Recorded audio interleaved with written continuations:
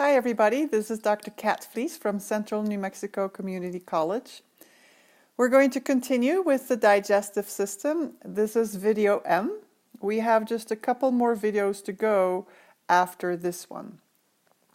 We're going to focus from this point forward on the actual digestion of specific nutrients and how they are absorbed. Before we take a closer look at the 4 biomolecules and how they are digested and absorbed, let's do a quick overview of the different forms of chemical and mechanical digestion that occur in the different parts of our digestive system, starting with the oral cavity in particular. In the mouth, we definitely see mechanical digestion in the form of mastication or chewing, followed by swallowing when the food enters into the pharynx. Because of the amylase, the salivary amylase that is produced, we begin the digestion of polysaccharides. We also have the tongue producing a lipase called lingual lipase that can help with the beginning of the digestion of lipids. In the esophagus then, we see peristalsis occurring of the bolus of food that entered into the pharynx. That brings us then to the stomach. In the stomach, we again see lots of mechanical digestion. The stomach is very good at the churning and throwing the food around, in that way moving it around and also mixing it. The main motility that occurs in the stomach is actually peristalsis. Chemical digestion of proteins begins in the stomach with the help of, we have pepsin, the enzyme pepsin, and also of course hydrochloric acid. There is also a lipase produced called gastric lipase that continues trying to tackle those lipids, which are rather tough for us to digest, and we'll see that it's a pretty lengthy process for us to break down the lipids. Absorption in the stomach is very minimal, and really the only two things for you to definitely remember that do get absorbed in the stomach are alcohol and aspirin. But other than that, the stomach really doesn't have any absorptive functions. That brings us then to the small intestine. In the small intestine, we're going to see a continuation of chemical digestion with the major form of mechanical or motility, I should say, being segmentation. Eventually that is followed by peristalsis to move the food into the large intestine. A continuation of chemical digestion by the secretion of many types of enzymes. By the pancreas, we see the secretion of bile by the liver to help digest with the fats. And let's not forget the brush border enzymes in the small intestine. We learn in more depth how these different groups that we have listed here are actually digested, chemically broken down into smaller and smaller components, and then eventually absorbed. Almost all absorption occurs in the small intestine, including almost all of the water, 90% of the water, and pretty much all of the other nutrients, including minerals and vitamins. Finally, we get to the large intestine, where once again segmentation predominates, which is eventually followed by movement of the feces that are formed downward into the anal canal. We have very, very minimal chemical digestion, and the chemical digestion that does occur is done with the help of bacteria, which especially ferment carbohydrates that we did not manage to break down. Carbohydrates, especially complex carbohydrates present in plant walls, for instance. We see the rest of the water being absorbed, and also some of the electrolytes and very few other things being absorbed in the large intestine. So this is a nice summary of what happens in all the different parts of the digestive system. Now, we've mentioned over and over again that our small intestine absorbs about 90% of the water, and the remaining 10% ends up being absorbed in the large intestine. So where does all that water come from? Well, you might recall that we produce well over a liter of saliva a day, which is mostly water. Let's not forget that we eat and drink, so that is some more water intake. The gastric secretions, again, well over a liter. Our bile contains water. Our pancreatic juice contains water. And then the intestine itself produces all kinds of watery secretions, such that on average we end up with about 9 liters of water in the small intestine, and about 90% ends up being absorbed. So the remaining 1200 milliliters, or the remaining 1.2 liters, makes it into the large intestine. There's a little bit of mucus secretion in the large intestine. Remember, the large intestine is very, very rich in goblet cells. So that contributes to a little bit more water being produced in or water being present in the large intestine. And so the remaining 10% is pretty much absorbed by the large intestine, with a little bit of it lost in our feces.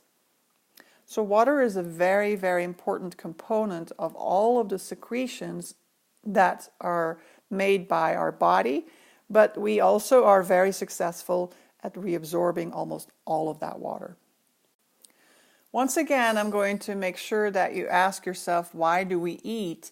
Just like we asked ourselves, why do we breathe? So we take in food to ultimately break it down into its major components, such as proteins and carbohydrates and fats, and really we should be adding nucleic acids as well, of course, DNA and RNA. And we will talk about how they're broken down and absorbed in another video.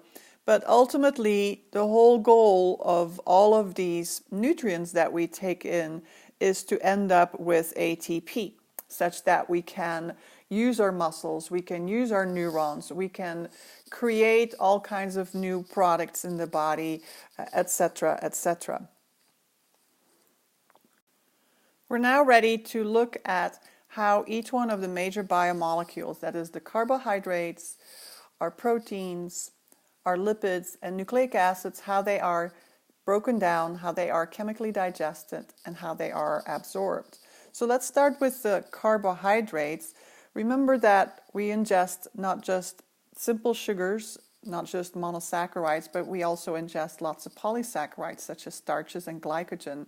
With the help of our different amylases, remember we have salivary amylase as well as pancreatic amylase, we can start breaking down these polysaccharides in particular, and eventually that's going to lead to some smaller carbohydrates, particularly disaccharides, which are made up of 2 subunits or 2 monomers.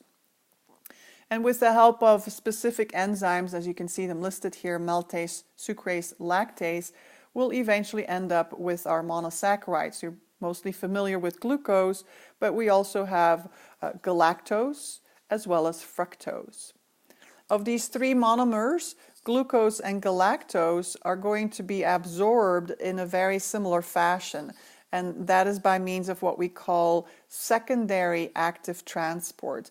It talks here about co-transport with sodium ions, which is correct, but a more accurate way of putting this is by means of secondary active transport. We will learn what that exactly means, secondary active transport, with the help of sodium in just a little while.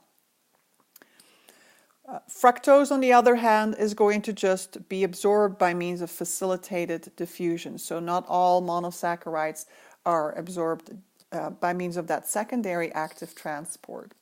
So to come back to the figure on our right, we ingest all kinds of carbohydrates. In the mouth, we're going to see that salivary amylase begins to tackle, especially the polysaccharides, so that we end up with smaller polysaccharides made up of maybe 10 monomers or dimers, such as sucrose, lactose, and maltose. These carbohydrates are not touched in the stomach at all, so the stomach does not touch or no digestion of carbs in the stomach. Don't forget that. But then when we get to the small intestine, we have lots of brush border enzymes, and let's not forget that the pancreas provides all kinds of enzymes, including amylase to continue the breakdown of some of those dextrins. Ultimately, we then end up with our monosaccharides glucose, galactose, fructose. By means of secondary active transport, they will then make it into the bloodstream.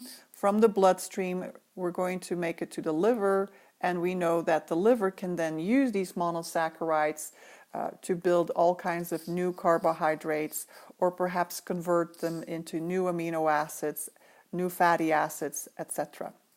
So we'll see that the liver can either use the glucose to make new products. We call that gluconeogenesis. The liver could also potentially store the glucose. And remember, we call that glycogenolysis, meaning that we store the glucose in the form of a polysaccharide called glycogen.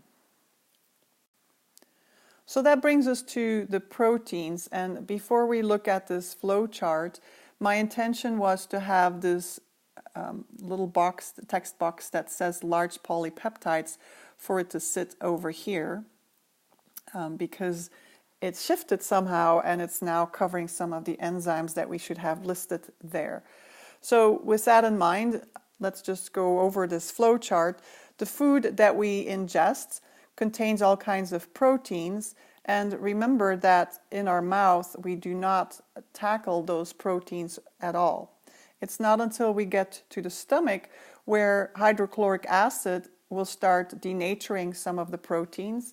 And pepsin, which is an activated form of pepsinogen, can help hydrolyze the proteins, such that we end up in the small intestine with some larger polypeptides that can continue to be broken down with a variety of enzymes, some of those provided by the brush border enzymes, but especially pancreatic proteolytic enzymes.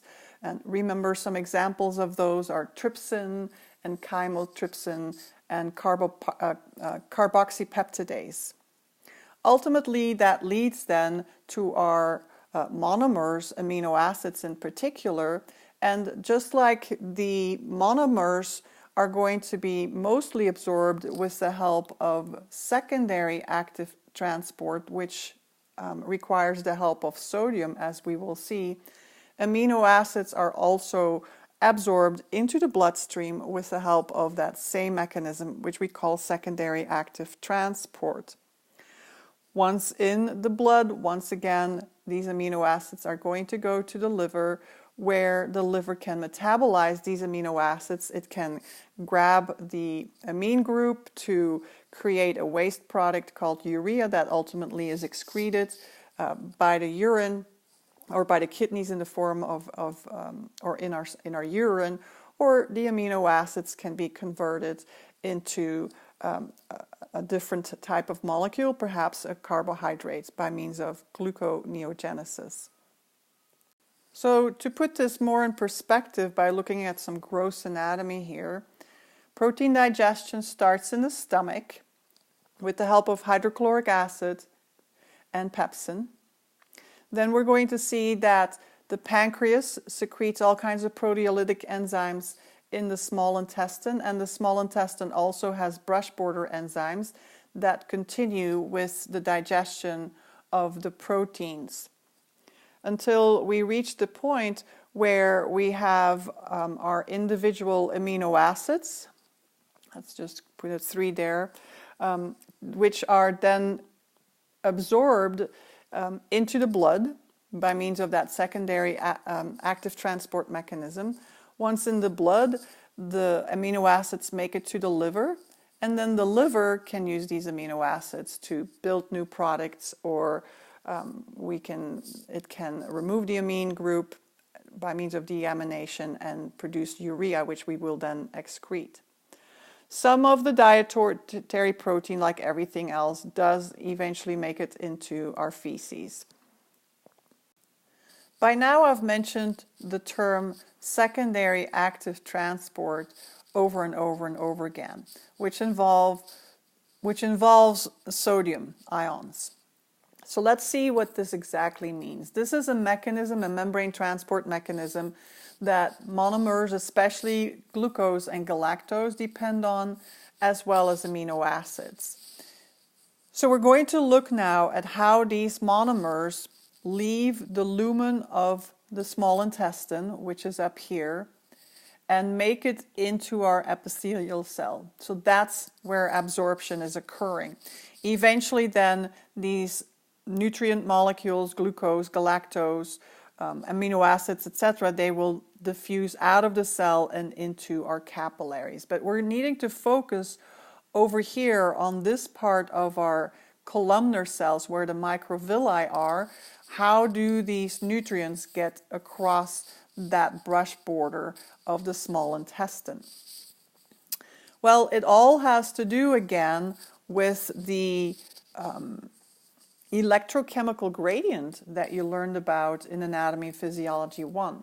Remember, you learned about the fact that all cells have a negative resting membrane potential. So if I draw a cell here and a cell is at rest, we find that the inside of the cell membrane is always less positive compared to the outside, right? So the resting membrane potential of all cells is always negative.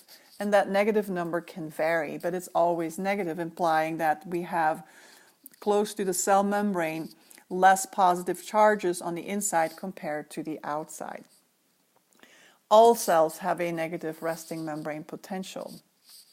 And what creates this resting membrane potential is the leakage of various ions and also the sodium-potassium pump. So with that said, let's come back to our diagram here. So first of all, this represents one of our columnar cells. It doesn't look columnar. We've stretched it out in order to be able to include all kinds of labeling. But you can see the microvilli here. So this is our brush border of our small intestine. We refer to that as the apical side because this is the apical surface of our epithelial tissue. The opposite side that faces the connective tissue we'll refer to as the basolateral side, and of course in the connective tissue that's where we find our capillaries. So we need to now focus on how our nutrients, whether they're amino acids or monosaccharides, how they succeed in crossing that apical surface, make it into the epithelial cells such that absorption can occur. Once these nutrient molecules have made it into the columnar cell, the epithelial cell, they can, on the other side, the basolateral membrane, relatively easily diffuse out and make it into the capillaries. So, what we find is that at the basolateral side, we have sodium-potassium pumps. We also have leakage channels, especially for potassium. Let's take a look at the sodium-potassium pump first. Remember that ion pumps require to hydrolyze ATP such that we end up with end products called ADP, also PI, inorganic phosphate, and of course a lot of energy. And this is going to require the enzyme ATPase. Let's not forget that. Well, this energy is what we use to drive the movement of our ions, that is sodium and potassium, against their concentration gradient. Recall that all cells on the inside have a lot more potassium than on the outside, and vice versa for sodium. All cells have a higher concentration of sodium on the outside compared to the inside. And a lot of that has to do with the leakage channels, but also these sodium-potassium pumps that maintain these concentration gradients. So notice that we're pumping sodium out into the outside. Eventually it makes it into the bloodstream, but this is a way to maintain high concentrations of sodium on the outside, and we pump potassium ions in.